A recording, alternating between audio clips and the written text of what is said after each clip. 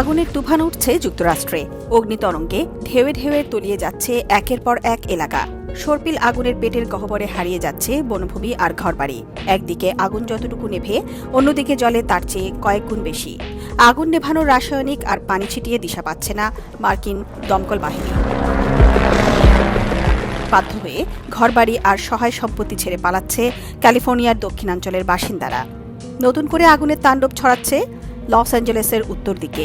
ঝোড়ো বাতাস ও শুষ্ক ঝোপঝাড়ের কারণে এই দাবানলের আগুন লাফিয়ে লাফিয়ে এলাকার পর এলাকা গ্রাস করছে। এই দাবানলের আগুন ইতিমধ্যে ৮,০০০ একরের বেশি এলাকায় ছড়িয়ে পড়েছে। আগুন ছড়িয়ে পড়ার পর ওই এলাকার ৩১,০০০-এরও বেশি বাসিন্দাকে ঘরবাড়ি ছেড়ে সরে যাওয়ার নির্দেশ দেওয়া হয়েছে। নতুন দাবানলটি কয়েক ঘন্টার মধ্যেই লস অ্যাঞ্জেলেসের দুই বড় দাবানলের অন্যতম ইটন আগুনের ২/৩ সমান হয়ে দাঁড়ায়। ইটন আগুনে লস অ্যাঞ্জেলেসের বিশাল এলাকা ধ্বংস হয়ে গেছে। নতুন দাবানল ফায়ার কর্মীদের ভয়ানক রকম চাপে ফেলেছে। কয়েকদিনের চেষ্টায় তারা নগরাঞ্চলের বড় আকারের দুটি দাবানল নিয়ন্ত্রণে আনতে সক্ষম হয়েছেন, কিন্তু বিধিবাম। হাঁপ ছাড়ার আগেই নতুন অগ্নিত্রাস। আরেকটি দাবানল তাদের নাভিশ্বাস উঠিয়ে ছাড়ছে। দাবানলের কারণে লস অ্যাঞ্জেলেস কাউন্টির ক্যাস্টেক লেক এলাকার বাসিন্দাদের সতর্ক করেছেন কর্মকর্তারা। তারা বলেছেন, বাসিন্দাদের জীবন তাৎক্ষণিক হুমকির মুখে রয়েছে।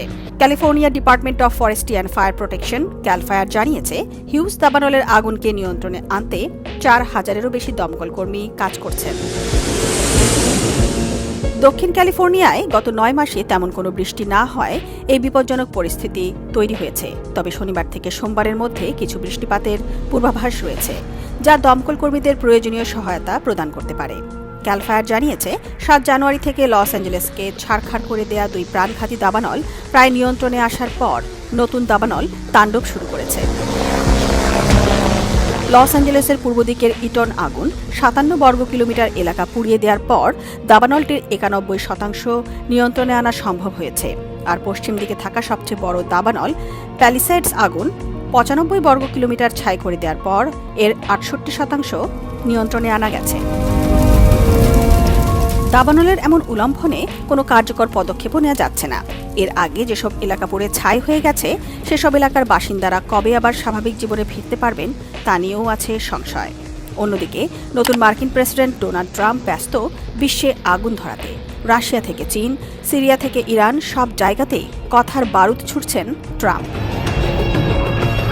স্থানীয় বাসিন্দাদের অভিযোগ, লোকাল প্রশাসন যেমন তাদের কোনো কার্যকর সহায়তা দিচ্ছে না, তেমন এই দুর্দিনে তারা কেন্দ্রীয় সরকারের সহায়তাও পাচ্ছেন না।